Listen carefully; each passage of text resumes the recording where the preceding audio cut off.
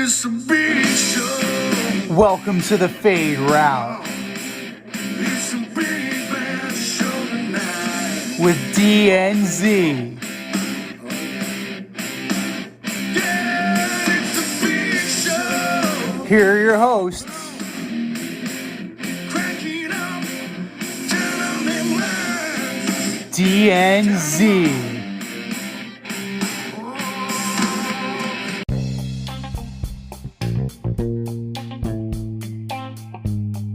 Welcome to this week's episode of the Fade Route with D and Z. I am D. We got a great show for you tonight.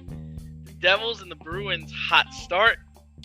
Minnesota Vikings get blowed out. And Coach Mike Westhoff joins us again on the in route. But we begin today's show with the New York Jets. The Patriots and the Jets were deadlocked at 3 with under a minute left in the game. The Jets punted the ball, and the rest is history. The Patriots returned a punt over 80 yards for the game-ending touchdown. Now, we'll get to Zach Wilson in a bit, but did this game say more about the Patriots or the Jets? Oh, well, it was a slop fest on both sides. You know, Mac Jones did throw for 246 yards. He did move the ball. You know, Damian Harris was trucking guys for 65 yards. So the Patriots were able to do some things on the ground against a vaunted Jets defense, a very highly praised Jets defense. It seemed like they were better prepared for the shit conditions that Sunday posed. Zach Wilson's passes were errant, to say the least. So you have Conklin wide open in the flat, and you just overthrow him. You have what the hell he was thinking when he hit. Honestly, God, he hit McCourty in the chest. If McCourty holds on to the damn ball, there was another one, like a diving attempt at a pick, drop. Just. It could have been much worse for the Jets. Instead, it just ended up being inept for their offense. You know, Zach Wilson, 9 of 22, 77 yards. They seem to flush him out of the pocket to the left all the time. Like, that seems to be his bugaboo. The Patriots seem to have figured out, as they do with Jet quarterbacks in their first or second year all the time, they figure out how to get them uncomfortable and how to wreck them. It got to the point where they had, 2 yards of offense? Negative 21 passing yards? Negative 21 passing yards. They moved, I think, a total of 2 inches in the second half. It's like 2 inches per play in the second half. It's ridiculous. You know, your best receiving outlet was Denzel Mims, and it was 2 for 35. His longest catch was 1 for 34. So he had 34 on one play, and then he got 1 for the rest of the day. So that's on 6 targets, mind you. Not a great showing. But see, how much of this is on the coaching staff and not on Zach Wilson? Like, is it possible that they just didn't prepare him to play in this game?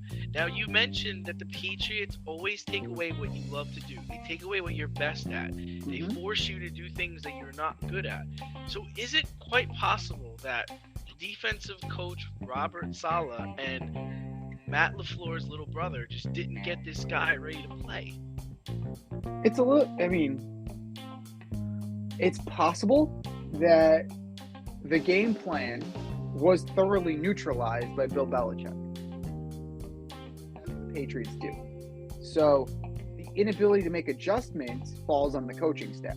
But at some point, we have to call it what it is.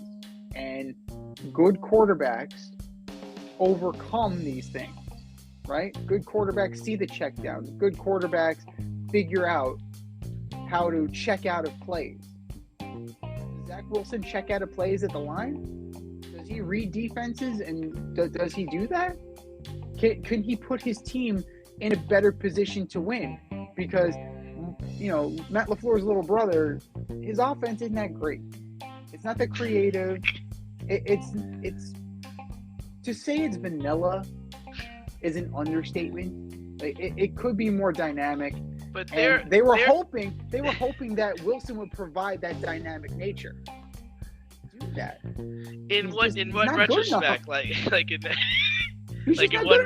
in what retrospect? Like, you think he's gonna like run more? Like the only thing I'll say is we both really don't have high regard for Dan Orlovsky, but he put on a nice tape on ESPN and explained how Zach Wilson's just missing guys. He's straight up missing guys and running out of the pocket and not staying in the pocket and taking hits. Like, when you look at the tape, the Jets probably should have won that game like 24-3 or 27-3. Like, that's how, on some of these plays, there were broken coverages. Some of these plays, guys were running wide open. Now, there were other plays where there was a tight window to throw into, but dude, as a second overall pick, you need to make that throw. Second overall pick, we had the question from day one about this guy. Coming from BYU, what competition has he really faced? He had a great pro day. That's great. He was making 70-yard passes. Anybody can look like a rock star in shorts and a t-shirt when nobody's bearing down on you. So, well, it's something to be said about that. I kind of got off script a bit because, to answer the question, I actually think it said more about the Patriots this game, because if the Jets had a competent quarterback, the Patriots would have gotten blown out, which is what I didn't think was going to happen. I thought the Patriots were going to blow out the Jets 45-3, but it's the Patriots that could have got blown out because the Jets defense came to play. But reports have been circulating today. Zach Wilson is getting benched for Mike White for his comments after the game, where he didn't feel, they asked him if he owed the defense an apology or if he felt like he owed the defense anything, and he said no. That came off the wrong way. I have to think the way he said no made me think that he didn't hear the question. Like, you couldn't have really heard that question and been like, no, next question. Because that's basically what he said. He said no. That's it. No explanation, no added incentive, nothing, just no. It's like almost like you were assuming they were asking about, I don't know, if you were assuming are you going to let this, hurt you going forward, or or you can. It's like you didn't even hear what they were asking. But Robert Saleh did make the right move in benching Zach. But Joe Flacco should be the guy starting, not Mike White, especially if you have aspirations of competing for a playoff spot and competing for Super Bowl. This loss, I think, put them in last place now in a very competitive AFC East. But everything that happened in that game in Foxborough and everything that happened up until today tells me Joe Douglas needs to go. Everyone wants to praise him for how he built this team, for how he drafted. But dude, you built a Ferrari without a steering wheel. So what good is it? It's shiny, it's nice, it goes fast, it's great, but there's no way to drive this thing without a quarterback, a competent quarterback. And these are the types of moves that you get crushed for, right? Like if you drafted Justin Fields number 2, no one's crushing you, probably because he's playing well, right? But if you drafted Mac Jones, like the Patriots aren't getting crushed for drafting Mac Jones. Not getting crushed. But when you're like the 49ers and you're going to go get a kid from South Dakota State and he's going to be your number 3 pick, and then you get the Jets, who at number 2, after everybody offered them all kinds of trades, you take a kid from BYU who plays in a bullshit conference, played one really tough game and got beat in that game in his college career. 6'1", come into play in New York, you know, you didn't take into consideration the whole scope of this. You tried to be cute with the pick. So now you get crushed for it. You know, guys who won or competed a championship are playing well now. Mac Jones, he played in that game this weekend. Yeah, he didn't throw any touchdowns. He also didn't turn the ball over. He threw for over 200 yards. Justin Fields looks like a wow. Like, wow, this guy has really put something together with a bad Bears team. You know, and also the thing that we talked about last year when this kid got drafted, both the Bears and the Patriots had a veteran quarterback in camp with their rookie. And you didn't do that. And you still haven't, you know, you got Joe Flacco there, but where's the PR staff? What's Joe Flacco doing here if he's not mentoring this kid? How does he come to the podium or stand by his locker and say this? Did anybody get this kid ready for this? Or is it that you can't talk to him? Is it that he is like a bum? I don't know. Is he what Booger McFarland said? Is he so far removed because of his privilege growing up that he doesn't take criticism? Yeah. It could be that. But this is stuff you should have figured out. You do background checks. You talk to friends. This guy was not a captain on his own college football team. But he's a captain on the New York Jets after 2 years. So that's why I get frustrated with, you know, I'm actually in Zach's corner, believe it or not. Because I don't think he's gotten coached up. And that might be his fault. But you drafted, like, if he gets drafted at the end of the first round, no one's getting on him, man. If he gets drafted in the second round, no one's getting on him. You drafted this kid, number 2, New York media. We're not in Jacksonville. We're not in Buffalo. We're in New York City, or New Jersey, actually. What do you expect? And then, to make matters worse, you're going to start Mike White over him, not even going to a veteran Joe Flacco, right? I think the Joe Flacco start is a lot easier to argue than the Mike White start, don't you? Do you think it's like I do think Mike White is better at reading defenses, but do you think that is more indicative of what's going to happen moving forward? That they're going to Mike White over Flacco? I think that the writing is on the wall. If you look at it, the killer was not last weekend. The killer has been missing Breece Hall. Once he went down, Robinson has not gotten going the way you have liked to. This looks bad, Ian Carter have not put it together like you would hope. They're 25th in passing yards. They're 20th in rushing yards. They're 22nd in points. The defense is keeping them afloat right now. Does this sound familiar? He might as well just wear number 6. It sounds like Mark Sanchez all over again. But the other part, but Sanchez could play. He had an arm. This kid, I don't fucking know. but Sanchez also had talented receivers, right? He had Holmes. He had Braylon Edwards. Like, Justin Keller, I believe. He had some talent. But the other part is this is the tough thing to explain, is he's 5-2 as a starter this year. He's 7-11 in his whole entire career. So that just goes to show you, it's like, you guys don't know what the fuck you're doing. But does it, though? Or is it that he has not done enough in the 5 wins to screw over, outkick their coverage, so to speak? Have they covered his ass?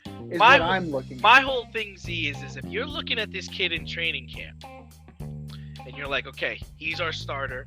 We're not going to trade for anybody. We're not going to sign anybody on the street. We're moving forward with him. Okay, dude gets hurt. Okay, we're gonna start Flacco. But when Zach's ready to go, Zach's going to start. This is what Saleh said. I'm just saying, this is what Saleh said. The kid has played 7 games. He's played 7 games. You're watching him every week in practice. You're taking the temperature of the locker room. you're watching all of his game film. It took this for you to decide that he needs to get benched? Like, what if the roles were reversed, Z? What if on Sunday the Jets returned the kick for a touchdown? Is he starting this weekend against the Bears? Because if he is, then that's the problem, right? Well, same line, same 9 for 22 for 77 yards. Yes, same line. That's Says a the hard same pill to swallow. and says the same thing after the game. Says the same thing after the game when they ask him if you owe something. No, but he It's a won. hard pill to swallow. It's the same thing. It is the same thing. It's a hard pill to swallow if you make that choice, if you make that decision, if you're Coach Saleh, because now you're going to get the defense. Defense is the bread and butter of your team. Now it's starting to think like, what the fuck do we have to do? Really? We gotta start pitching shutouts. Right. That's exactly where. And you were with the Jets at that time. You were there during the Rex period. When they had to cover for Mark. Cover for Mark a lot because he was okay. He wasn't great. They had to cover for him a lot. And I'm sure, like, you're telling me Bart Scott wasn't resentful? You're telling me Eric Coleman wasn't resentful? They had to play almost Coleman was football? Coleman. No, he was gone gone by then. He was gone. No, he was I gone was by I wasn't there for the Rex era. I was there. My last years were the Mangini era. But you're telling me that these guys wouldn't be resentful of having to play perfect football every week? At some point, you got to make a play. the only person I'm giving Robert Saleh a pass here because he's making the right move by benching this guy, right? Mm-hmm. But the other part of me is like, well, dude, how long has this been going on?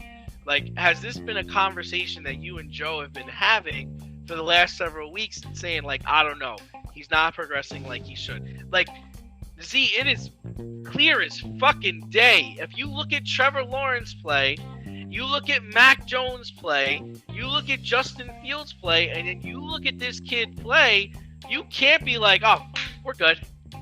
We're good. We're good. We're good. You can't. I don't care what his record is. I've been saying it since he started. I've been saying it since last year. I would argue that there have also been more... And the 49ers are in the same boat, right? The difference between the 49ers and the Jets is that the 49ers have Jimmy G. Because the 49ers look like they're going to the Super Bowl.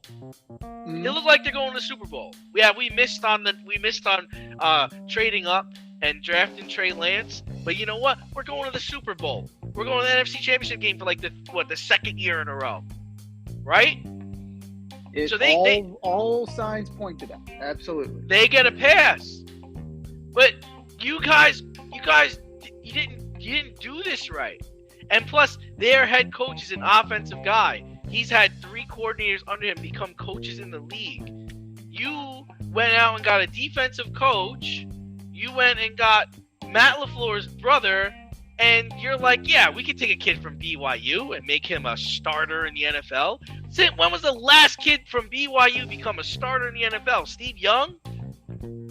Consistently, yes.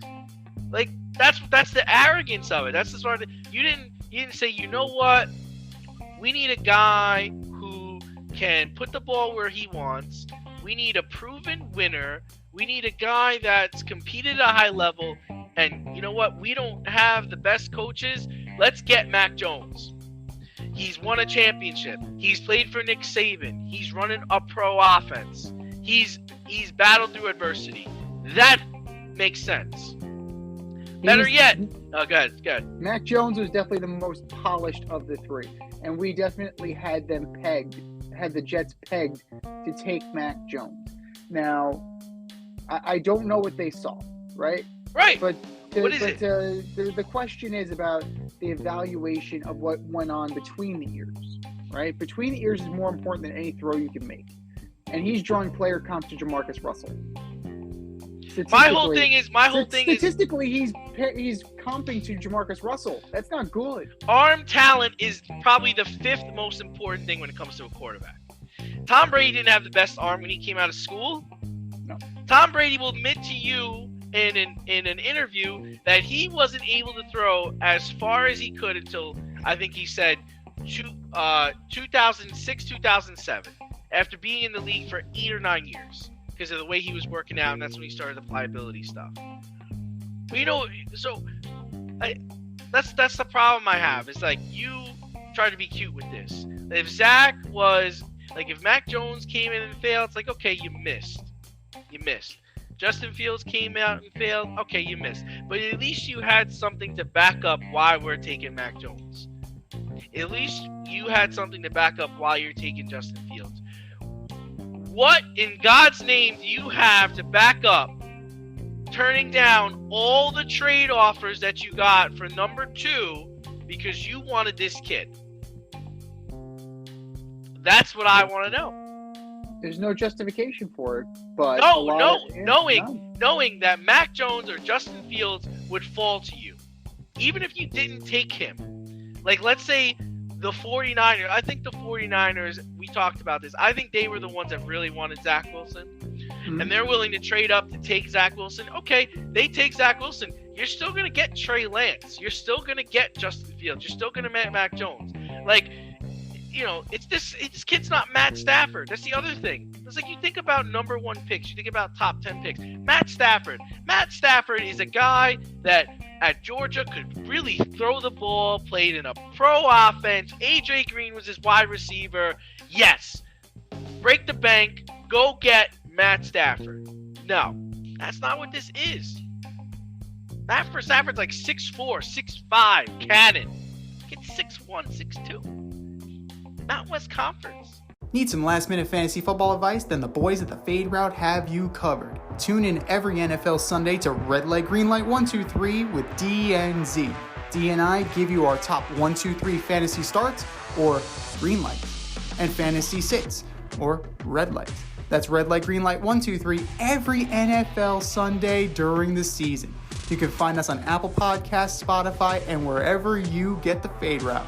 That's Red Light, Green Light 1, 2, 3 with D and Z every NFL Sunday during the season. But anyways, we move on because, you know, we could talk about this all day, all night, but... And we will with Coach Westhoff. In another unattractive game, the Cowboys destroyed the Vikings in Minnesota 40-3. That's right, folks. 40-3. Tony Pollard had almost 200 yards and he had almost 200 all-purpose yards and 2 touchdowns. It's like they didn't even know Tony Pollard was on the damn team. Should we be talking about Tony Pollard as the MVP? It's a good story. Tony Pollard is usurping Ezekiel Elliott, and if they decide to move on from Zeke, they have a credible starting running back. But as MVP, probably not.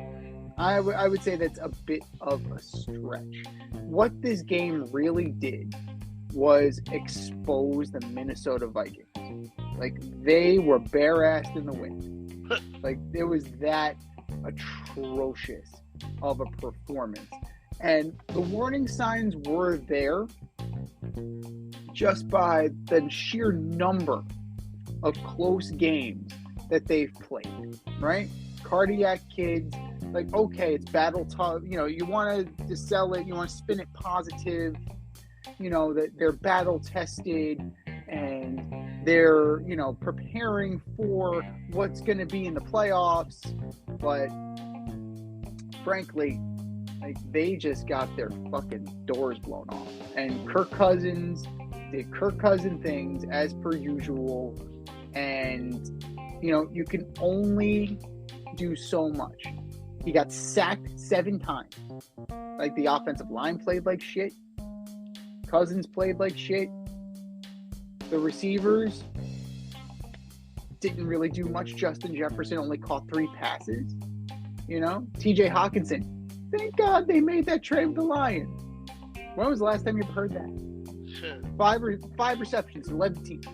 But Tony Pollard had a fantastic game, but I think you need to see more. I would, you know, I would say Patrick Mahomes. I would probably go with him above Tony Pollard. It's a good story, but he's not going to get any long-term traction as an MVP candidate. Yeah, I mean, to me, Tony Pollard and really Travis Kelce really should be in contention. They love to give this award to quarterbacks. They were trying to push for Russell Wilson to get it last year, but I mean, Kelce's been the best player in fantasy this year. Tony Pollard has almost 1,000 all-purpose yards. He surpassed Zeke as the primary back in Dallas. He's really the focal point of their offense. I don't think that they are in position to progress forward this season without Tony Pollard. He's much more important than CeeDee Lamb, much more important than Michael Gallup, much more important than Schultz. Everybody, like he's their guy. And then as far as Kelce's concerned, Kelce has 11 touchdowns. He has 855 receiving yards. They're going to try to give this to Hurts or Mahomes, but it really should go, in my opinion, to one of these two guys. I mean, if you're going to talk about valuable, I would argue, if you're going to give me these four guys, I would actually, you have a very compelling argument for Jalen Hurts. You definitely do have. So is he your guy? Like, is he your MVP so far? Is that where you would give the award to if the season ended today? Well, I mean, based on your definition of value, you take him off this team. What are you? And, war does not exist in football, right? Thankfully. But does Gardner Minshew, because he's the backup, you put Gardner Minshew in for him, are the Eagles as remotely as good as they are? The answer is no. It's a resounding no. But you can say that about Patrick Mahomes as well. Those 11 touchdowns, Kelce's numbers go in a free fall if Mahomes isn't there, right? Because it's a dependent position. Both sides are equally dependent. But I would say that all four would be a good choice, but it always ends up being a quarterback, because the quarterback's going to touch it pretty much every play. That's why they get it. They get the lion's share of the credit, they get the lion's share of the blame. The quarterback in the center touch the ball every play. So to me, it narrows it down to Mahomes or Hurts. And I mean, it really is a pick 'em. What do you value? What are you valuing? If it's pure winning, then this year it's Jalen Hurts. But if it's dynamic play, then it's Patrick Mahomes. And it depends on what the league wants to do. If the league wants to canonize Patrick Mahomes, right? Because he's already on that level. If they really want to cement him in that Brady echelon, then they'll give it to him. But if they want to create a new star, right, then they'll give it to Jalen Hurts. But I really, as of right now, I doubt they would give it to Kelce. I doubt they would give it to Pollard. It really feels like a two-horse race. But, speaking like a two-horse race, you're looking at this week in Thanksgiving, right? You have the Cowboys, you have the Giants. The Cowboys have really asserted themselves running the football. And the Giants, as we saw from their loss to the Lions, they cannot stop a nosebleed on the ground. Williams had his way with them. Swift had his way with them. Cowboys are 8-3 if they beat the Giants, right? Like, how is this shaken out moving forward? Can the Eagles hold off the Cowboys, even if the Cowboys don't sign Odell Beckham? Do the Cowboys take this division? Are they on the upward trajectory or what? No, I think the Eagles got this. I think they're the complete team. I think they're in the driver's seat. The only thing that can mess them up is their coach.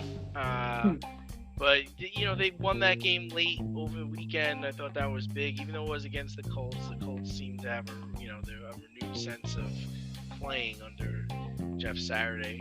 But they're winning close games. They're blowing people out.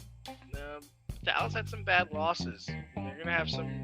They have some division games they're gonna have to play. So I'm in on the Eagles. I mean, I don't know. I really don't know if the Eagles are. I mean, they're loaded with talent. Like, let's not mince words here. Like, they are certainly loaded with talent, and they just picked up Ndamukong Suh and Linval Joseph. I didn't even know Linval Joseph was a free agent, and they just went and signed him. So they have the big run stuffer.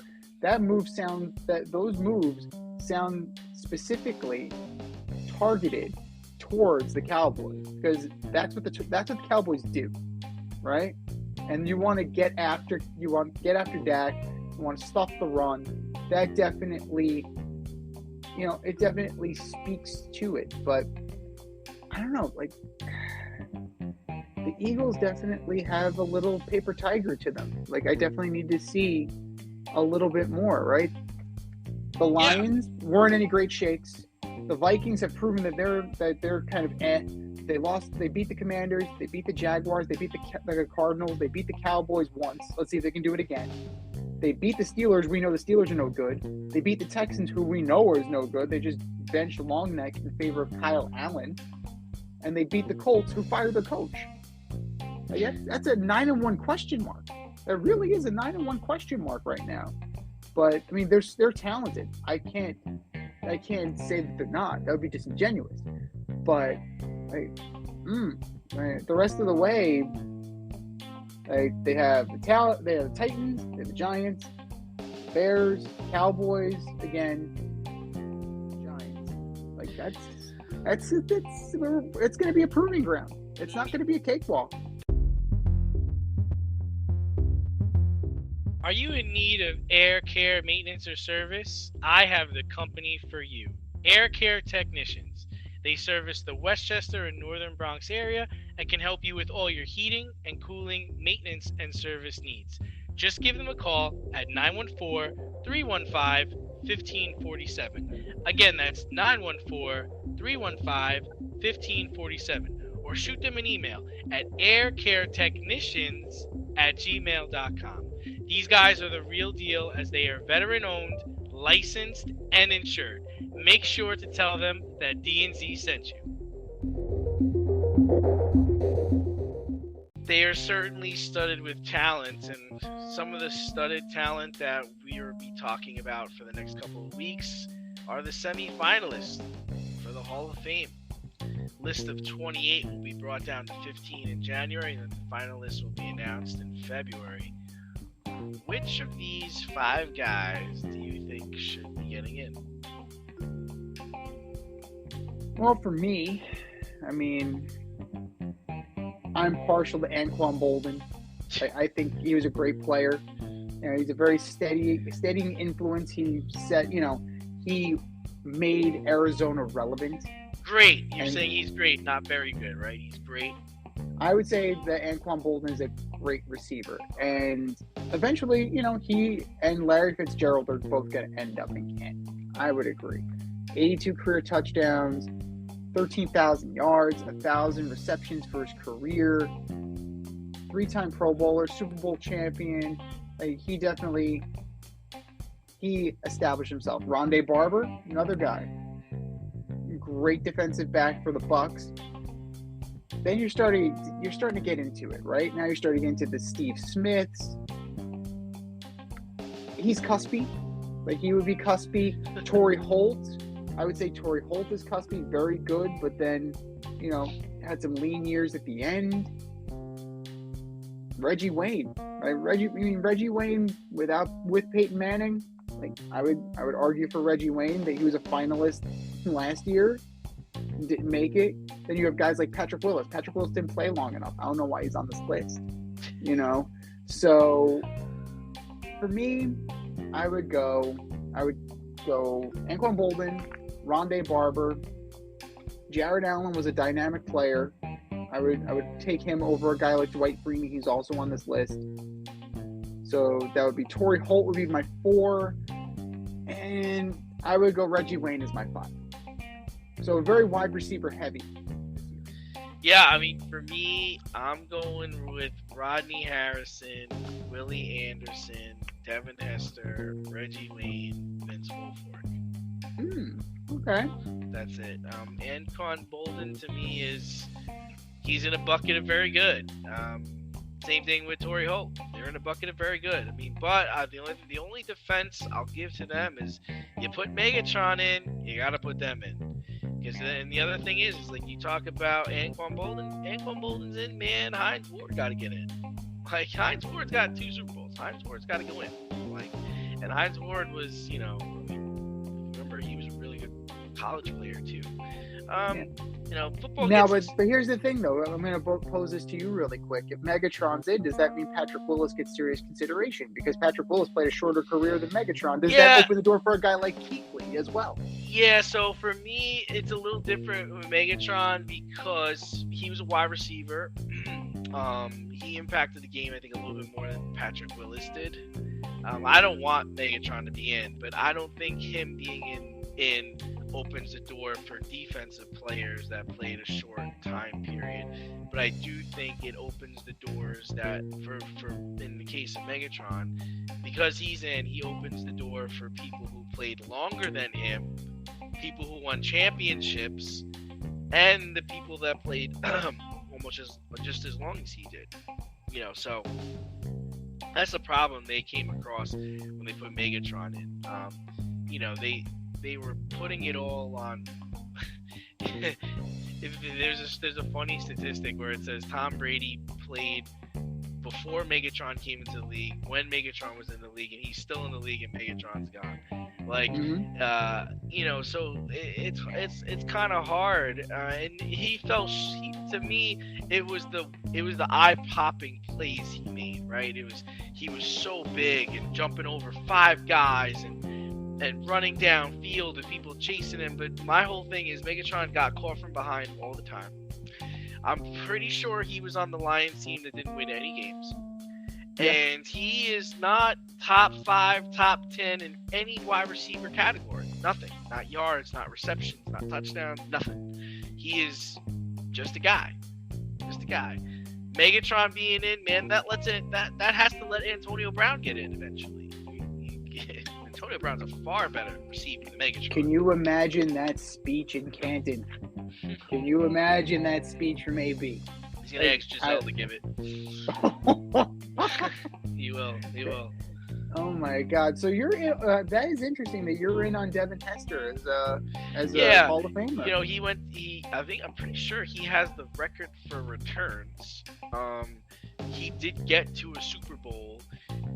So that's why I'm on him getting in, because he broke that record. I believe he actually was I think he's the first person to return a touchdown in the Super Bowl. Pretty sure he's the first person to return a kickoff for a touchdown in the Super Bowl. But yeah, that's where I am. But so I'm going to pose this to you then, because Cordero Patterson, I believe, broke one of Devin Hester's records on Sunday.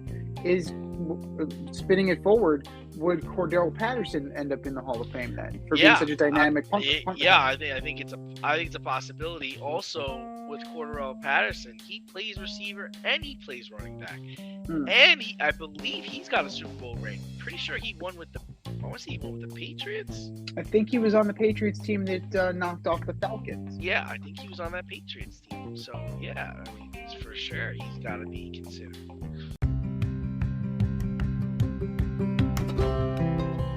Do you love brownies?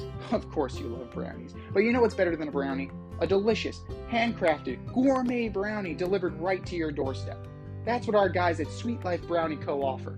Chef Tommy D and the crew offer a dozen delicious delights that you will crave, from the classic OB to Dutch apple to campfire s'mores and many more. Check out their website, sweetlifebrownieco.com, for their Friday brownie drops. At noon, their site goes live and you see what they're making. Since you're there, become a site member and earn points. You earn 50 points just by signing up. Make sure you follow them on Instagram and Facebook too, at sweetlifebrownie_co, for the latest updates and their latest releases and creations. That's sweetlifebrownieco.com. Give them a call, 845-641-3043, and tell them D&Z sent you. That's sweetlifebrownieco.com, 845-641-3043. Sweet Life Brownie Co., because there's always room for a brownie. But you know what else needs to be considered? How equatorially hot the Jersey Devils are right now. The Devils. And as a Ranger fan, that pisses me off. The Devils are on a 13-game winning streak. Currently, they're playing the Leafs, so we're going to see how that one shakes out. But as of right now, they are still on this 13-game winning streak. Meanwhile, the Boston Bruins are 17-2, right? They have a pedigree. They have more of a pedigree of recent vintage than the Devils. But are these two teams the best two teams in the NHL as we speak right now?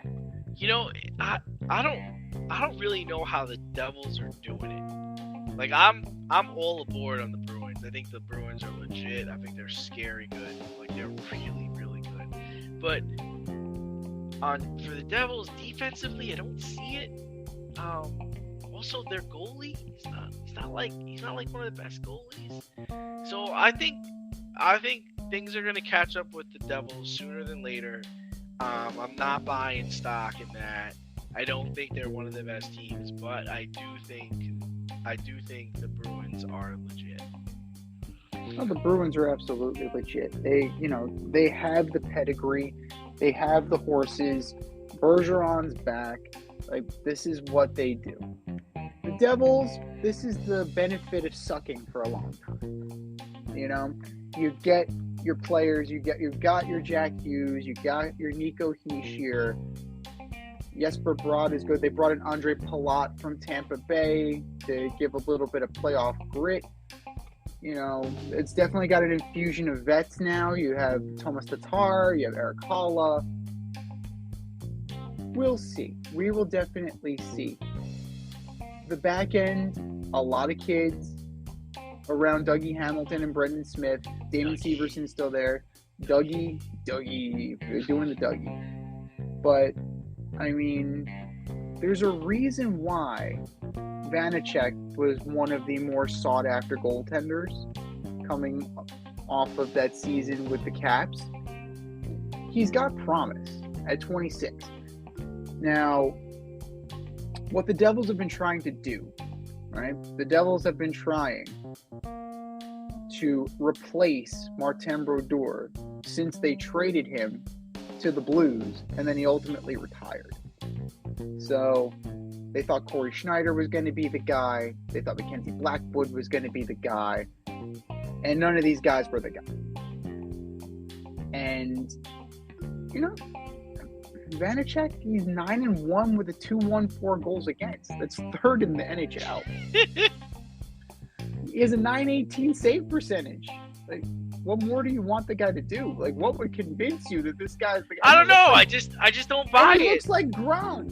He looks like Gronk. I just don't buy it. I don't know. I'm not buying on it. I'm not buying stock in it. I don't know. I'm having a hard time believing that this is true. Where when I see the Bruins and I see the way they're playing and I see the talent they have, it's like, yeah, that's gonna be a problem. No, of course. I mean, if you look at up and down the roster, you know, Bergeron, Coyle, DeBrusque, Krejci, Marchand, Taylor Hall, former MVP. There, Pasta's there. Pasta's still there. Brandon Carlo still on defense. Charlie McAvoy still there. Like, the one thing that you were uncertain was how they were going to fill the hole.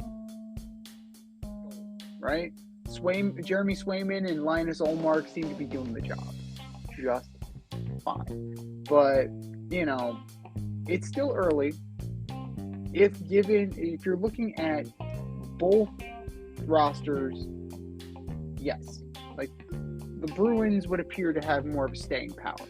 Absolutely. Like, that team, they have the grit. They have they have the experience, they have the skill, clearly.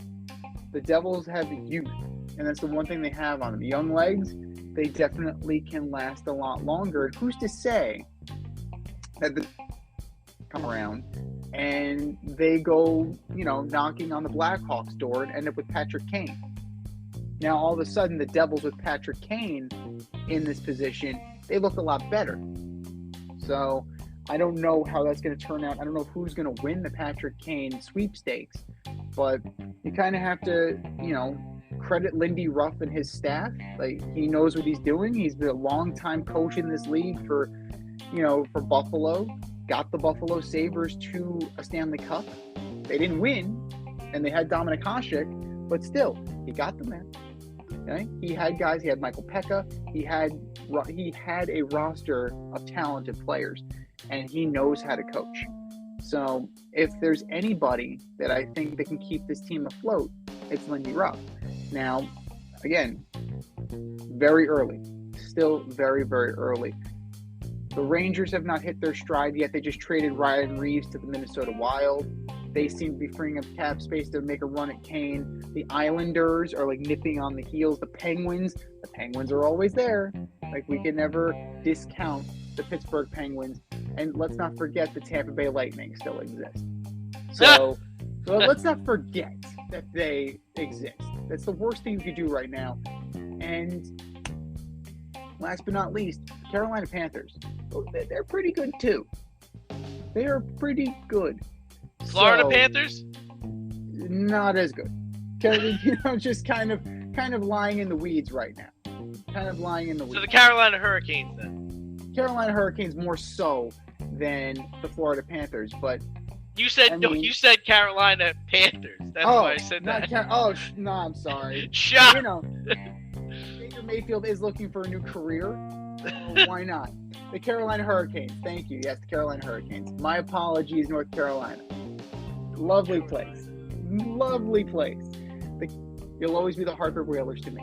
But the Carolina Hurricanes, they play a gritty, tough style, and they can't be discounted. So the Devils are off to a fantastic start. Let's see how they finish. Give it time. Can you take the championship from DNZ? This year, you can play our football pick'em on CBS Sports and compete against us in the option every week. Check the link in our Instagram bio, Fade Route Podcast, for all the details and to sign up. Then tune into the Fade Route every week until the Super Bowl for updates and standings. Bring it on.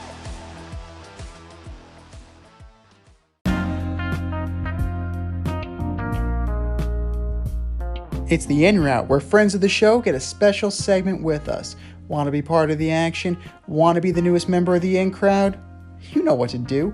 Hit us up, faderoutemail@gmail.com, or slide in those DMs on Fade Route Podcast on IG, or hit that Twitter, Fade Route DNZ.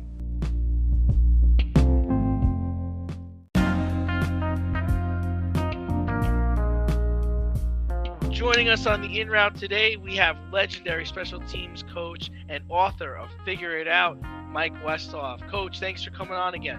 Thank you. No, you're welcome. I appreciate you having me. I enjoy it. Thank you. Oh, Appreciate great. it, Coach. Well, yeah, we're going to jump right in, Coach. Well, we'll keep it short. Jets game. You are the foremost expert on special teams. Jets and Patriots, final minute. What happened on that punt return?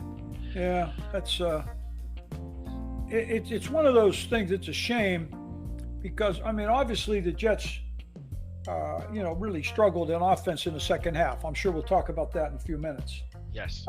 You get 2 yards. I could get a pickup team for my development could get 2 yards. That's pretty sad. I'm 74 and I'd be 10 years the youngest guy. And we could get 2 yards. You get it, right? Anyway, you get it. At the end, the wind was really blowing. It was blowing hard to the left, and it was pretty obviously what New England was doing. They played I used to call it giant, 7 guys in the box. They doubled Hardy, the Jets' best guy, who was out to the left. They doubled him. So, and the wind's going to blow the ball over there. They're blowing it out of bounds. Now, what they're going to do, they're going to take their outside rusher. You number rushers from the outside in, 1, 2, 3, 1, 2, 3, or 1, 2, 3, 4, depending on how many guys you have in the box. And so they're going to take their number one and really push him up hard and try to make the Jets not just turn and punt the ball too much toward the number. The ideal place to punt the ball when you're playing in a windy stadium is to hit toward the number. Then the wind will carry the ball the rest of the way toward the sideline. Okay, that's all you have to do. But you have to protect it. I used to do what we called slam. We would take our wing. When the ball was snapped, we'd fire him off the ball like he was a fullback. And he'd smack that number one right in the face. And he'd stun them. Then he would just bounce outside and release when the ball was kicked. And the personal protector would come over and pick the number one up if he missed him or didn't get him right. And so that enables you to be able to punt the ball in the direction you want to punt it. And so what the Patriots did, they forced the Jets to punt the ball in the middle of the field. Now the ball blew over between the number and the hash, but that's basically the middle of the field. So the guy caught the ball, he took 2 hard steps to the Jets' right, and then he just ran up the sideline. And they blocked it. They got guys down there to block. They had a block in the back at the end. Okay, yeah, we're going to talk about that too. Yeah, they blocked him right in the back. They should have called it, but they didn't call it. But anyway, the guy was going to score. But the thing is, if you don't protect it that way, then your punter can't really get to where he needs to do. All you have to do is give him a soft side. He punts the ball up toward the number. The wind would have blown the ball out of bounds. The Jets would have gone into overtime and had a chance to win the game. And so they didn't do it right. They didn't execute it. But really, fundamentally, most teams don't do that. I've tried to tell everybody how to do it, but I don't know. I did it, and I didn't have problems with it. So, if you can't do it, you don't know how to do it, then, that's your problem. Yeah, and you alluded to it, Coach. I mean, during the punt return, there appeared to be an illegal block in the back, but it wasn't called. I mean, how do you move forward with that? I mean, it should have been called. Here's the problem. Here's the problem with it. I see 2 sides of it, to tell you the truth. Number one, Hardy was never going to make the tackle. The guy was by him. He wasn't going to make the tackle. That's true. Okay? When he got blocked in the back. All right, so that's the first thing. So it's hard to complain sometimes on something like that because he wasn't going to make it anyway, in my opinion. But nonetheless, it was a foul. And it was a hard hit in the back. It sent him flying. He landed right on his face. Yeah. I mean, you had to be stupid not to know it. So it should have been called. But the fact that it wasn't called, I mean, that doesn't really make me feel any better because of the fact that I just don't think they executed a type of protection that you need to do to give your punter a chance to put the ball where he needs to put it, to let it blow out of bounds. So, I don't like it. But at the same time, if they had done it the right way, we wouldn't be having this discussion. Right. But, I mean, this game was more than just one play, right? Yes. There were 18 combined punts, Please. 10 combined sacks, 2 missed field goals, drop picks, overthrown passage, and a partridge in a pear tree. The Patriots put up yardage, but only 3 points. Zach Wilson went 9 for 22 for only 77 yards, a net 33 after being sacked 4 times. Both offense just burning this tape here, or is there something we could take away from this game? Yeah, the fact you got to feel good about your defense. Yeah. I mean, the Jets defense can play. I mean, I love those 2 defensive tackles, Thomas and Williams. Those guys are good. And, this is a good defense. So they've got the ability to be a playoff defense. Now, their offense, they were pitiful. The quarterback is struggling. He just struggles. I mean, he struggled the whole year. What do you want me to tell you? There's a couple games he's all right. But here's the thing. When I was at training camp this year, and I did my shows afterwards, I predicted this is exactly what would happen. This is a good-looking football team. They can run. They play hard. I love the way they practiced. Their coach did a nice job. They were really working at things. I saw what I thought would be a good defense with the chance of being an exceptional defense. That's what I saw. I saw a running game that was above average. And I think that's pretty much been the truth. I saw enough wide receivers that I saw weapons. Okay? Now, the quarterback, I just have questions. There's inconsistencies. When I left there, I made it very clear. And I said, if they can find ways to get this guy out of the pocket, we'll find out how good he is. If they don't do that, he's going to struggle. Well, guess what? They didn't do it, and he struggled. He's not playing well. They list him as 6'2". I'm 6'1". I look him right in the eye. He's no taller than me. He has to jump to get to 6'2". I don't want to hear it. And so, you're not, the guy at San Diego's 6'6". Oh, yeah. Allen's 6'5". Yeah, those are tall boys. And then the smaller guys, they can run all over the place. Right. Those kind of guys. So, to me, I'll give you an example. Let me give you an example of this. I did this when I knew I was going to talk with you guys. I did 3 of these today. Okay. When I used to do stuff with the media, I would do some research. Now I don't do it now, of course, because I'm not doing it. But today I did a little bit. And I talked to a friend of mine who studied Wilson, as a scout. I mean, he helps the scouting, et cetera, et cetera. I won't tell you who he is. I can't do that. Anyway, he told me he studied his pro day tape. All right. Now, you know what a pro day is. It used to be guys just went to the combine and everybody worked out, and then that was what everybody saw. Well, then they came along and they wanted to be more specific. So they started the pro day thing. A lot of guys go to the combine and don't work out. The pro day accentuates and highlights the individual. Everything is geared to make him look good. Okay. All right. Now the guy's at the pro day. Now this is a statistic that he gave me. Now I'm not going to use the exact one he gave me because, to tell you the truth, I think I can't believe it. Anyway, at the pro day, I'll use 75%, and I'm being a little bit under what I was told. 75% of his passes he did from outside the pocket on the move. Where has that been? It said the highlight play that this guy told me that he watched during his pro day was he faked the run to the left, bootleg out to the right, and he was outside the pocket to the right. He pulled up, threw the ball all the way back across the field to hit the wide receiver running a streak pattern down the far sideline. The place erupted. That was the highlight of the workout.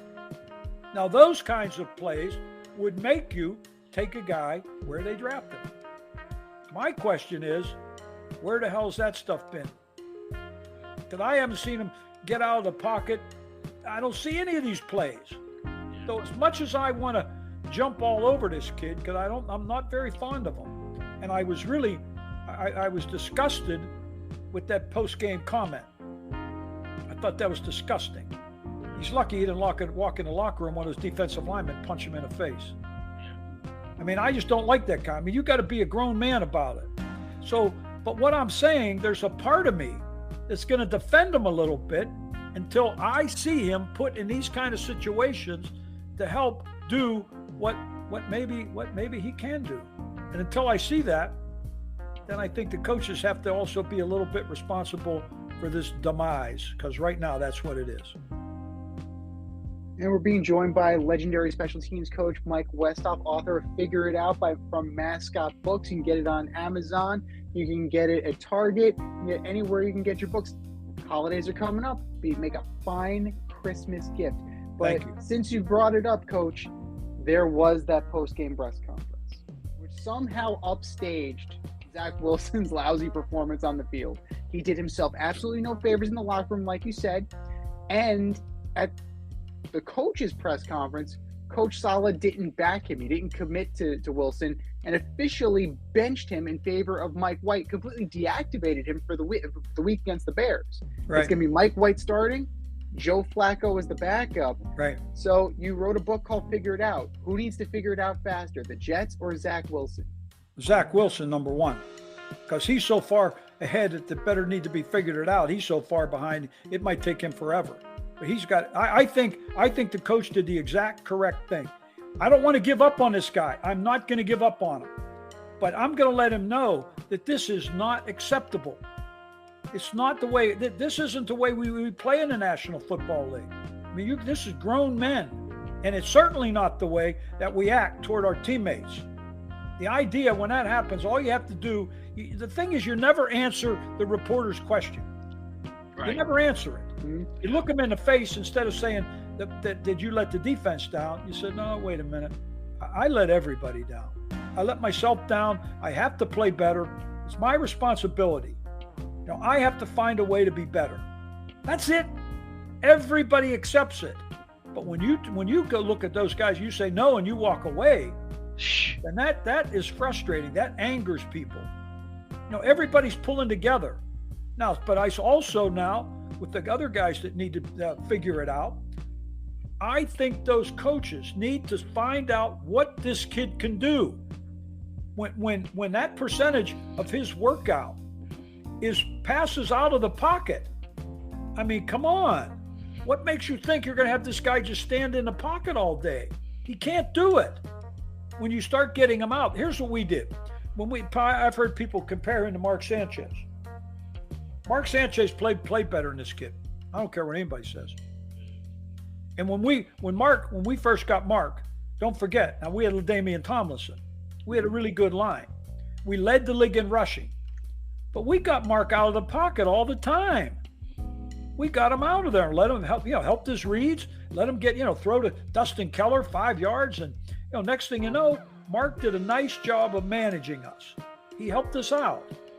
We see it. Now, all of a sudden, later on, when Mike tried to turn us into the New England Patriots South Branch, and we weren't quite as good when we changed our whole philosophy. That was time for me to leave. But this is what I see. I mean, I just see this guy, but until I'm gonna get rid of him, I want to see what he can do if I'm doing these things with him. I want to see him bootleg and waggle and sprint and get him out of the pocket, cut his field in half, cut his reads in half.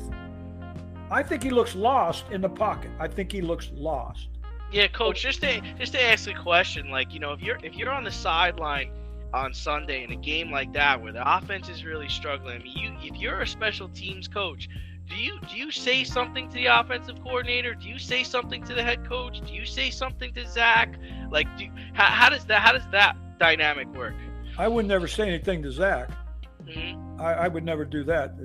Now, don't forget, I just wasn't the coordinator. I mean, I was a little special. I mean, I did. Yeah. I'm saying that's kind of arrogant, but I mean, come on, I knew everybody. I mean, that's why I'm curious. I coached offense with Coach Shula and Dan Marino. Yeah, we were pretty good last I heard. Yeah, we were pretty good offense. Then I went up to the Jets and I was helping out, but I'm up there with Vinny Testaverde and then Chad. Well, then we had a guy named Brett Favre. He wasn't too bad. No. And I went to the Saints. There's a kid named Drew Brees, who's a pretty good football player. So I think I know what an offense is supposed to look like. I watched it every day. And I know this kid cannot do what they're asking him to do right now. So, yeah, I would say something. I absolutely would. I would get in a meeting. Here's the thing. I learned this, and I wrote it in the book. If you read the book, you'll know. I learned it from Bear Bryant, told me one time. You don't have to be the most popular coach. Sometimes you just got to say the right thing. Take a chance. And I would have done it in a heartbeat. I said, "What are we going to get? Can we get this guy out of the pocket? Yeah. Give him a chance. Right. Yeah. Let's find out. Let's look at it in practice." Definitely, you got to see what you have. I totally agree with you. But they're committing to Mike White on Sunday. I'm not as a head coach. If you were the head coach, Coach Westhoff, would you be going with Flacco or would you be going with Mike White on Sunday? I think from what I only can tell you what I've read and what I hear, and I think he's made the right decision to go with Mike White. I think he's trying to get a little bit more movement than he has with Joe. That's my opinion. I kind of like what this coach is doing right now. I would, just from the little bit that I know, from what I watch and when I've talked to him a little bit and I've read, I'm very much supporting him right now, very much so. I think he's doing the right thing. He wants to look at this. Come on, they play the Bears this week. They can beat the Bears. They still have Jacksonville. They've got, trust me, Minnesota's beatable. If you can run the ball and rush the passer, you can beat Minnesota. The Jets can put pressure on the passer. So there's a game you can win. I think if they do it right, the Jets are still going to get in the playoffs. I believe that. Maybe I don't know. I'm a fan. I root for them, and I like them. And I like what that coach has done. I think he's done a good job. And I mean, my heart a little bit is with that defense. Those guys played their hearts out the other day, and they're tough. When the Jets beat Green Bay, when that happened, Green Bay hadn't quite gone in the tank. The Jets went up there and beat the hell out of them. They kicked their ass. That's how they won that game. That impressed me. So I think that, I just think you got to do what he's doing, give this kid a chance, keep Wilson alive. But to me, I don't think you're going to get the question answered until I see that offense become more diversified. And I couldn't be. And I said that after the very first practice when I went up there and stood on the field and watched them. Go back and check it. You look what I said. I'm basing that off 32 years of being around really good offensive football teams. Really good. Now, yeah, of course, at the end of the Jets there, we were struggling, sure. But, we didn't have any receiver. They were terrible. But, for a long time, come on. When Vinny and Chad, they were good. And then Brett, until Brett got hurt, we were 9-2 or 8-3, something like that. We were good. And of course, Drew Brees, I went to two championship games. Come on. So, absolutely, your record cannot be it cannot be questioned at all. But we're going to move on from the Jets for a little bit. They moved from second place to last place with this loss. They're still in the playoff hunt. We're in week 12 right now. Tomorrow starts week 12 for us, and teams are really starting to reveal themselves, right? In positive and negative ways. Yep. What teams do you see rising to the occasion, and who's going to fall to the wayside? San Francisco's rising faster than anybody.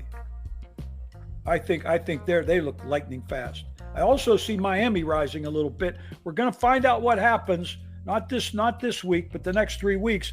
Miami plays at San Francisco, at the Chargers, and at Buffalo. So Miami's bubble could get burst a little bit. Okay, I think Dallas is on the way up. I think the Giants are slightly on the way down. We'll find out more tomorrow.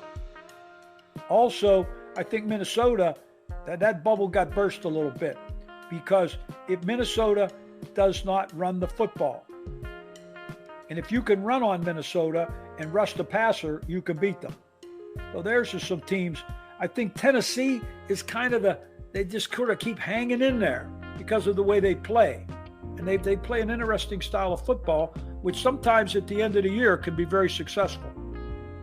Buffalo, I still am a fan. I'm a fan of them. I think I love the quarterback. He went to Wyoming where I went to school, and I kind of like that. And and Kansas City is just on top of the heap in my opinion. Philadelphia, I think they're to be reckoned with. I think although their bubble got burst a little bit, but they're still pretty good. But a couple teams that are fading, I just think, I think the Giants, a little bit of gas has gone out of that balloon. Maybe we'll see. We're going to find out here pretty soon. I could be wrong because I think their coach has done a tremendous job. Dable's definitely done a heck of a job. Probably, I would say, coach of the year. But in injuries at the wrong time of the year, it's definitely going to be a killer. But we'll get you out of here on this one, Coach. Being this the week of Thanksgiving, I can't help but remember the excerpt from your book where you hosted Thanksgiving dinner for players and their families. I know Zach Thomas and Larry Izzo have been there, Qadri Ishmael, just to name a few. So what are some of the Thanksgiving traditions around the Westhoff house these days? And what are you thankful for? I have one son. He lives in Washington, D.C. I have 3 grandchildren, 3 boys. And so I don't get to see them as much as I'd like. I am going to see them coming up here right after Thanksgiving. I'm not married. I'm single. So my life's a little bit different right now. I have a younger girlfriend, so I'm hanging in there. I'm not doing too bad. Don't feel sorry for me. I'm doing pretty good. So I'm doing okay, believe me. That was one of my favorite things that we did. My ex-wife was a tremendous cook, tremendous. And I invited everybody, all those young kids, free agents, the guys that had no money, they had nowhere to go, they all came to my house. and we really had a great dinner. And it was a tremendous thing that we did. We could have a couple of beers. There's not a lot of drinking. I wasn't going to let that happen. Anybody could leave when they wanted, except afterwards they had to help clean up. I made everybody do that. And they could watch football if they wanted. And we had a great meal. But before the meal, I would ask them to say grace before we, got the dinner on the table. And I asked them to do it as they would do it in their home. And that's one of the best things that I did as a coach. I loved it. And I loved doing those things for those guys and what it meant to us. And we did it every single year. And it was really pretty cool. It was one of my, you choked me up, one of my very, very favorite things. Very favorite. I mean, it's a touching moment in the book, Coach. It's a touching moment. Definitely, it humanizes everybody, and it brings everybody together for that sense of family, and that's what Thanksgiving's all about, And I love it. And you know what? We're thankful that you came on this week. That you took time out of your busy schedule. You on short notice too, and we really appreciate it. Coach Mike Westhoff, author of Figure It Out Mascot Books. I hear you have a book signing coming up, so if you want to give that a little plug. Yeah, we've got one up in Tampa. We've got several coming. I will let people know. We got canceled with a bunch of them because of the hurricane. The hurricane smashed us, so we were trying to hold on. I was trying to keep my house from falling apart. It was pretty tough. I have a Ford Explorer, and I watched it get picked up out of my driveway and carried into my front yard. It's unreal. It was pretty tough. So I had some book signings that got canceled, but we'll get them back. And I'm doing this because there's not an expiration date. I think it's a great Christmas gift. I'm proud of it. You're not only hearing me tell the story, you're hearing O.J. McDuffie tell the story, and you're hearing Zach Thomas tell the story, and you're hearing Leon Washington, great guys, great Jets. I mean, so it's so much fun. And I'm very, very proud of it, I think, because it showed a time when special teams had risen to a point where it had never been, and it'll never get there again. It'll never be there. It's just the way the game's changed. Doesn't make it, I don't think it's as good, but that's my argument. But, and I helped it. I helped do it. And I'm extremely proud of it. So to me, it's a good story. And the guys that you can ask anybody that's in the book, they loved talking about it. They loved it. They loved the fact that I gave them a chance to tell their story. So I'm proud of it, guys. I'm very proud of it. And I loved my time in New York was probably the best 10, 12 years of my life. I loved it. I loved the city. I loved the Jets, the fans. We had a ball, and we were good. We were good. It was really fun. It was really fun. Oh, definitely. And you know what was really fun? Having you on tonight, joining the in route with us, and joining the in crowd. And if you want to be a member of the in crowd, hit us up at faderoutemail@gmail.com or slide in our DMs on IG at faderoutepodcast. Hit us up on Twitter at faderoutednz. And you could be, like Coach Westhoff, you could be a member of the in crowd. Coach Mike Westhoff, author of Figure It Out. Thank you so much for joining us, and hopefully we'll have you on again very, very soon. Okay, guys. Thank you. Have a happy Thanksgiving, and thanks for asking me on. Oh, happy Thanksgiving, Coach. Okay. Thank you. Okay, good night. Good night. Good night.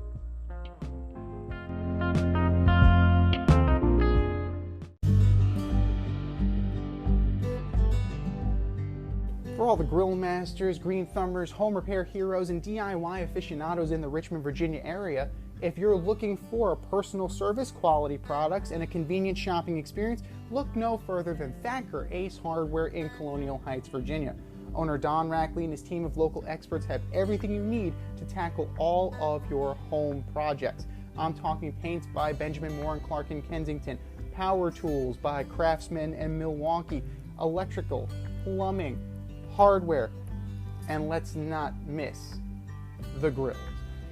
Weber, Big Green Egg, Traeger, Blackstone, top shelf, amazing. And for all you green thumbers, their nursery department is fantastic. Give them a call today, 804-766-4223, or stop by 27 Dunlop Village in Colonial Heights. That's 804-766-4223. Or swing by 27 Dunlop Village in Colonial Heights. Thacker Ace is the place with the helpful hardware folks.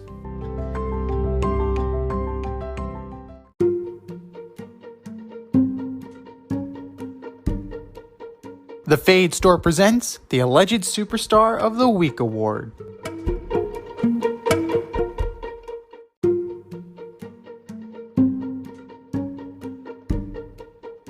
All right, boys and girls, you know what time it is. It's time for the Alleged Superstar of the Week. Here's how it goes. We put up a poll on our Twitter account at FadeRouteDNZ, and you vote, and you vote, and you vote, and you vote. And the winner of said vote gets the coveted ass trophy and a shout out on this here program. And do you know who took home the coveted ass trophy last week, D?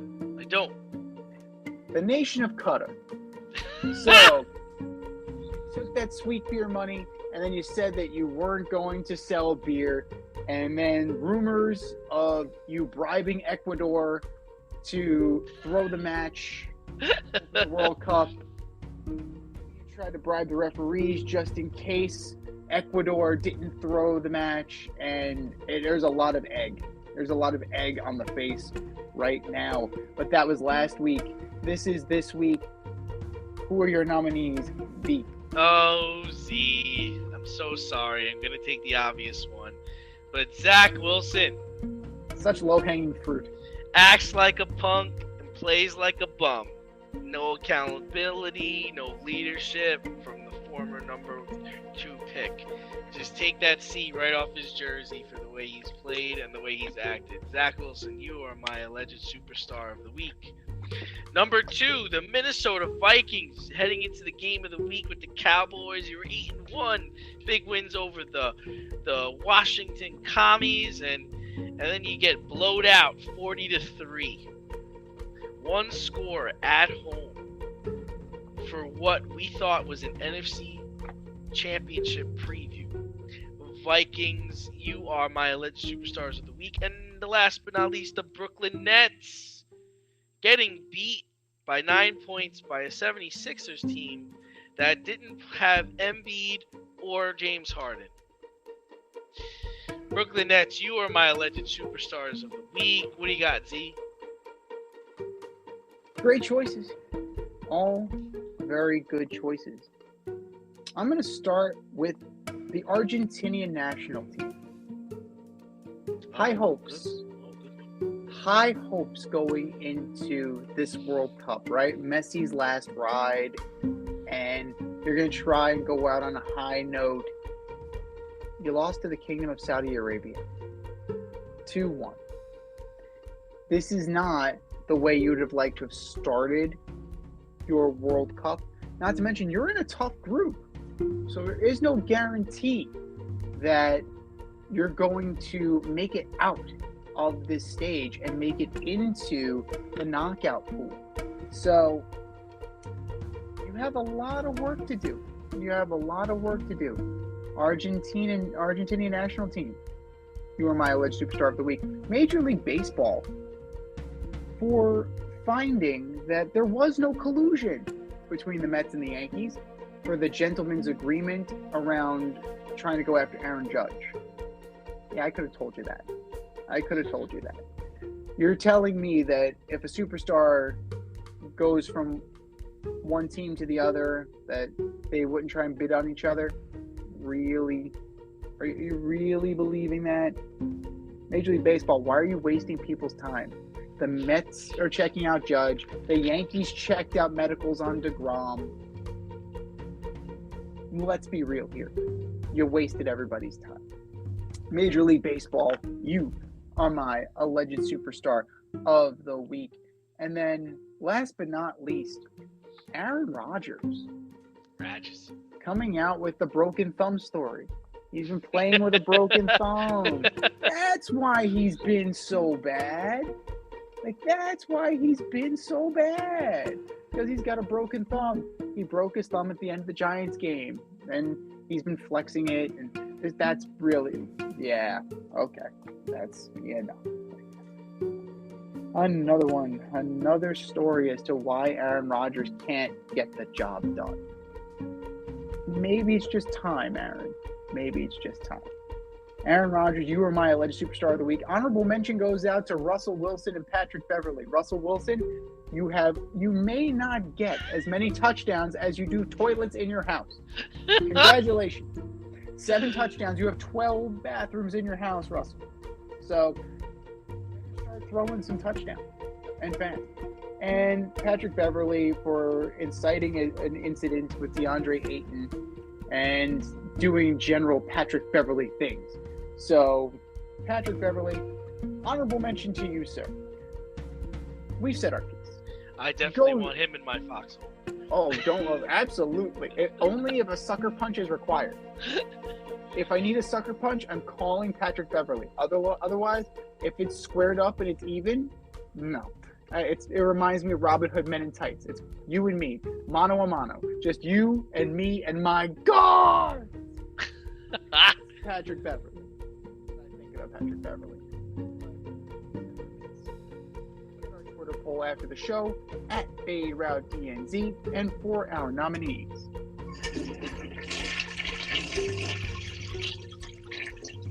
Just do better, boys. Just do better.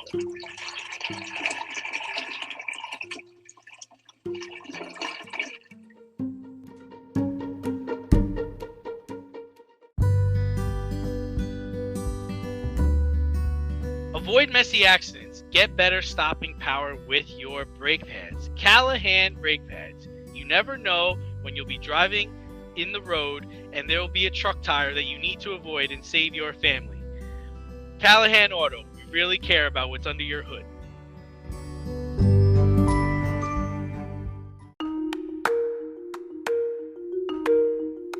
Let's run the option and give you our picks for the week.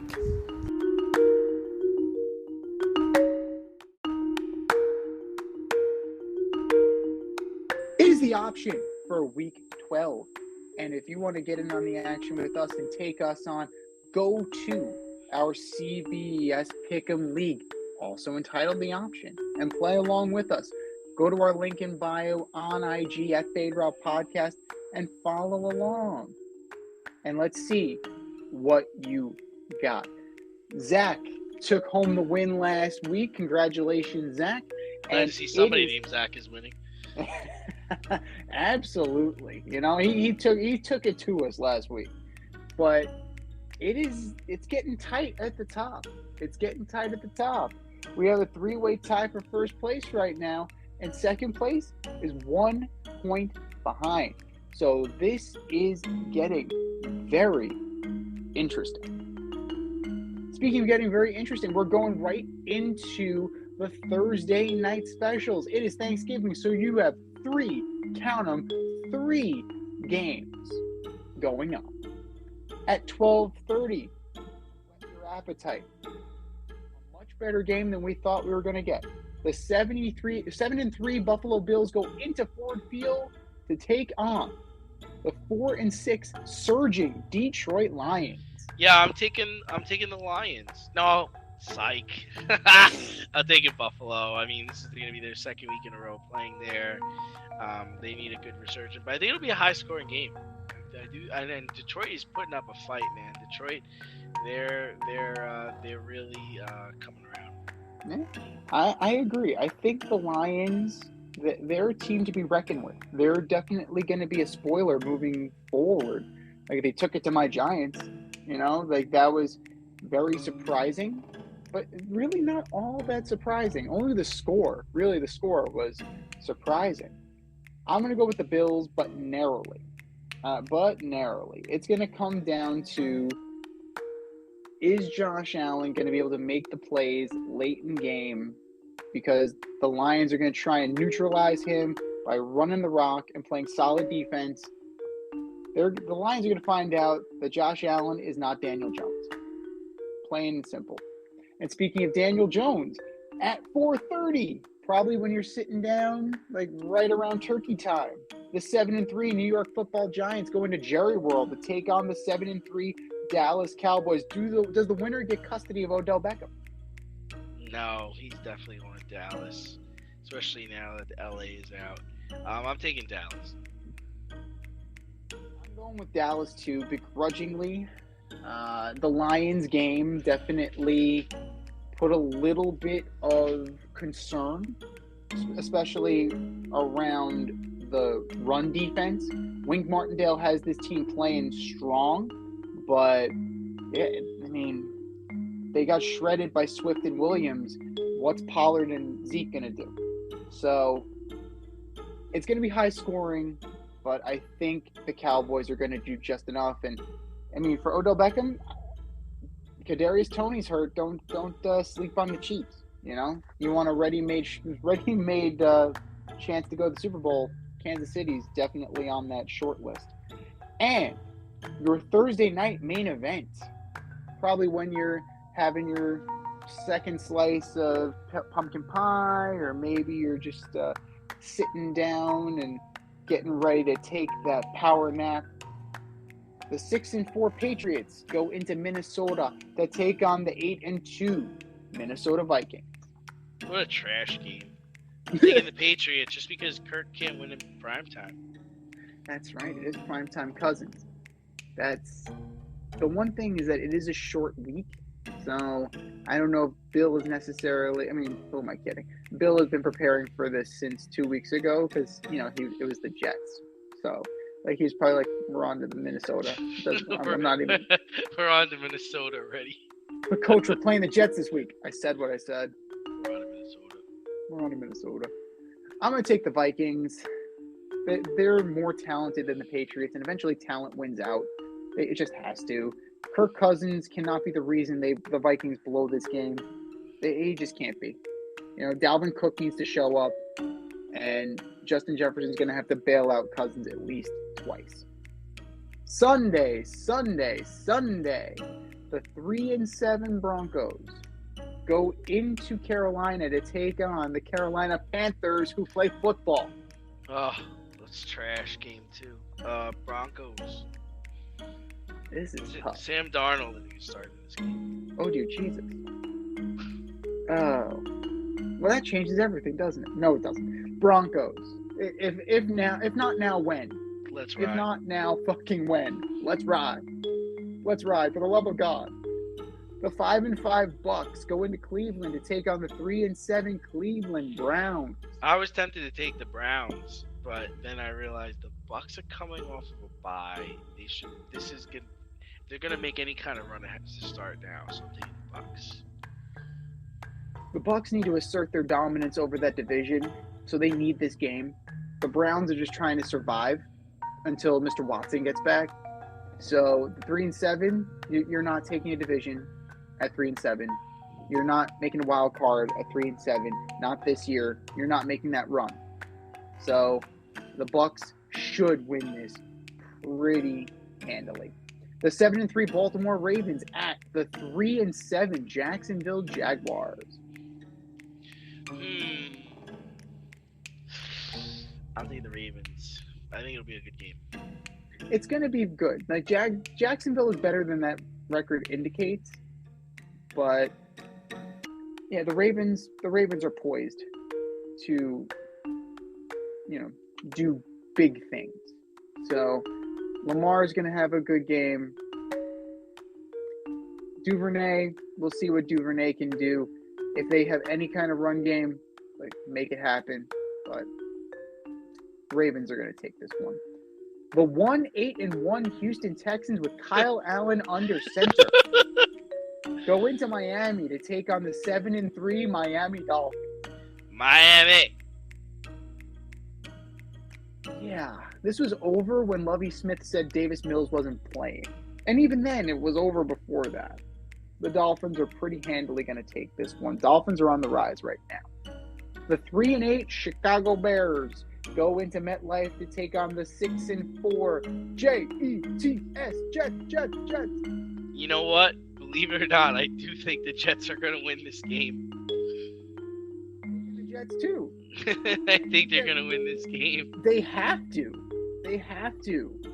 And it doesn't matter if it's Mike White, Joe Flacco, Joe Douglas, or Matt LaFleur, Mike LaFleur. It doesn't matter who's under center. They need to win this goddamn game. So the Bears are no great shakes. Justin Fields has a separated non-throwing shoulder. So one bad hit and he can be out of this game. The Jets need to win this game. Need. And the defense is going to need to show up. And if they got to pitch a shutout, then so be it. Potential game of the week right here.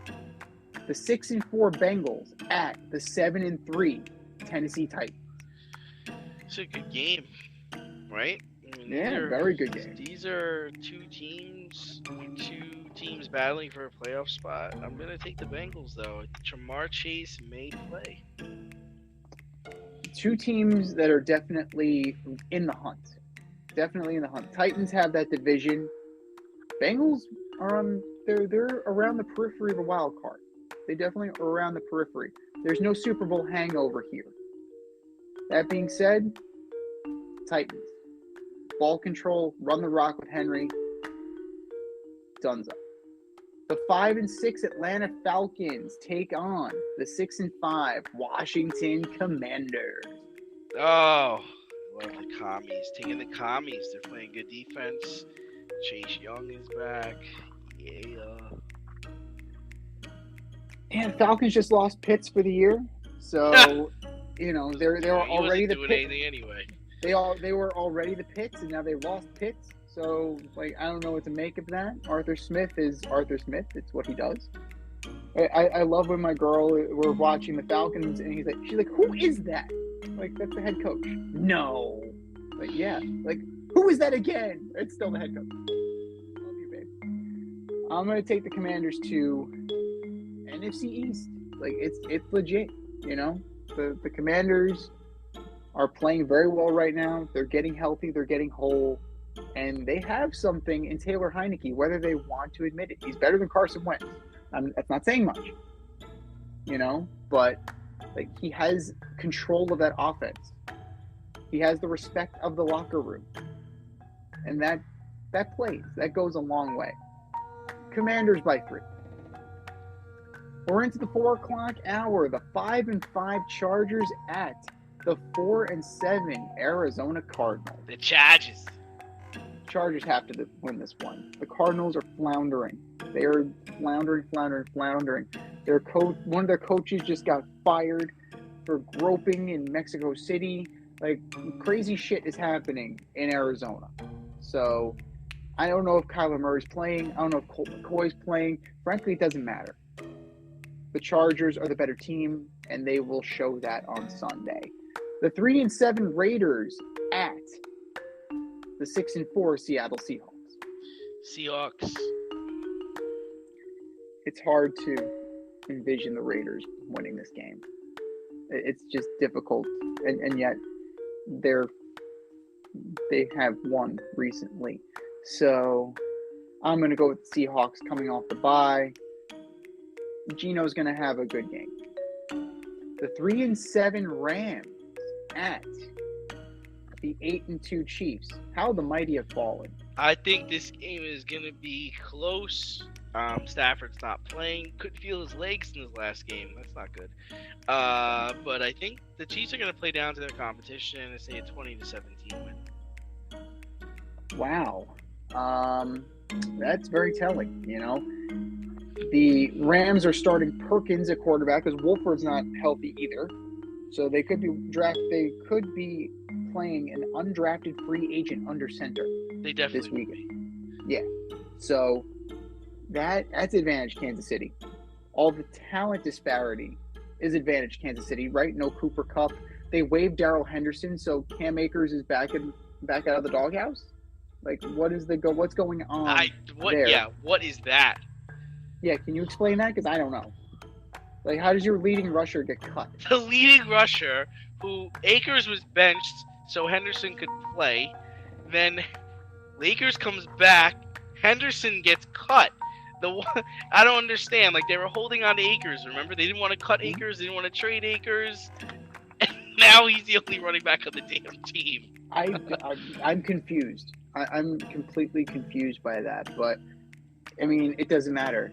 If it was Akers, if they went and got Todd Gurley out of retirement, if they went and got Eric Dickerson, it wouldn't matter at this point. The Chiefs are thoroughly better than the Rams, and this is where the fuck them pick strategy bites them in the ass.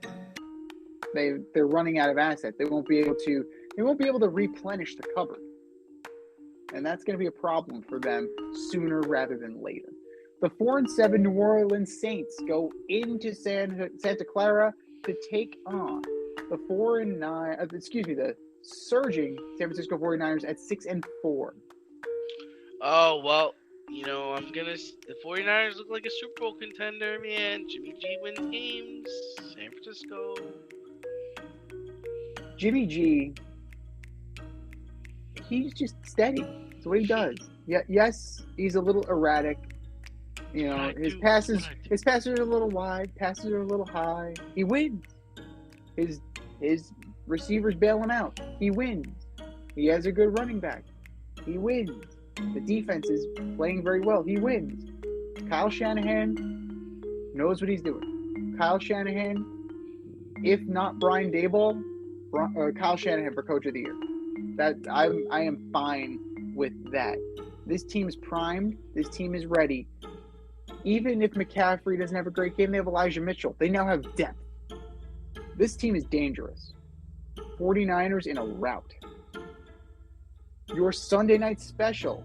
This would have been a good game at the beginning of the year, maybe, possibly. Now, not so much. The 4-7 Packers at the 9-1 Philadelphia Eagles. Oh, Eagles with Aaron Rodgers having a broken thumb. It's cute. Oh, yeah. And now that just comes up, right? Aaron. Well, of course we're not playing. We'll have a broken thumb. Okay, shut up. So the Packers are donezo. The Eagles, if they really want to take a stranglehold of this division, this is a game. This is a must-win, and they're good enough to do it. They added Ndamukong Suh. They added Linval Joseph. That defense was already stacked. Eagles in a rout. Fly, Eagles, fly. And your Monday night delight. The 3-7 Steelers at the 4-6-1 Indianapolis Colts. Steelers. This is tough. This one's actually a tough call. The Steelers are not great. Defensively, they're better, but they're not great. Right? Watt is back. Minka Fitzpatrick is back. I take the Colts. Jeff Saturday has these guys playing. Like they're 1-1. But their play has improved so much in just 2 weeks. It almost makes you feel like this guy actually knows what he's doing. Who knows? We will definitely see. And teams on a bye? No teams have a bye this week, so adjust your fantasy rosters accordingly. This has been the Fade Route with D&Z. Thanks for tuning in tonight. Catch our podcast on Wednesday nights on Anchor, Spotify, Amazon Music, wherever you listen to your podcast. So until next time, stay faded, everyone. Time for us to run the go route, but we'll talk to you next week.